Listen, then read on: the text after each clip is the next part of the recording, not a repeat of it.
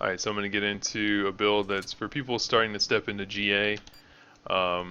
This is what the build's going to basically look like. I'm going to assume that you've picked up at least 2 ability tier points. I mean, you don't really, this build could almost, it's still done without it. So here's base ability tier points, just throw the 2 into there.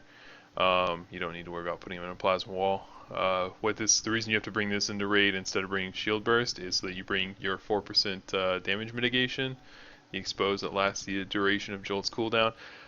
During an update coming up soon, it's going to actually be moved to Menacing Strike, so you're not going to have to worry about bringing Jolt Tier 4, but the Jolt Tier 4 will be a 25% threat increase, so that's pretty big. But whatever, that's down the line, it doesn't matter now. So Tier 8 here, just for maximum threat. The mitigation's nice here. I have Plasma Wall because you might not be crit mid capped, or just if your healers aren't as geared as they should be, or something, just something happens. You have Plasma Wall, it's just a mini damage reduction that helps you out.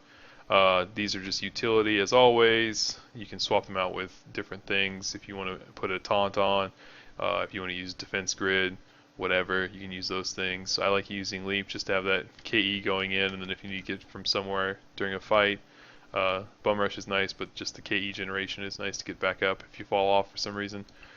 Amps, I assume that you've got some by now by doing either dungeons or doing all your expeditions, leveling up your path, buying them from the Elder Gem vendor, buying from the auction house, whatever. Getting at least, I think here I put 5. You should put them all the way, get this crit mid all the way up, unless you're crit mid capped, which you probably aren't from dungeon gear. At least for GA, I forgot what it is. I think it's like 72 or something. I'm probably completely off, but you want to focus on doing that. I'll put whatever it is in the description.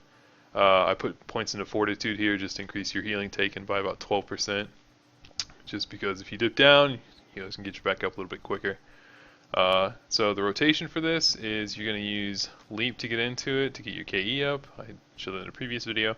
You're going to immediately use Jolt so that you apply the debuff from Jolt as well as gain some KE. And then use Menacing Strike once, and as soon as you do that, pop Juggernaut so that when you use Bolstering Strike, you generate a bunch of threat. So it's going to look like this. And there you go, and that's it. Just focus on doing a rotation of keeping Bolstering Strike off cooldown as well as keeping Jolt up as much as possible. Other tanks are able to keep that debuff up a lot easier and guaranteed almost most of the time, so it's really important you stay on top of that cooldown, and that's really it.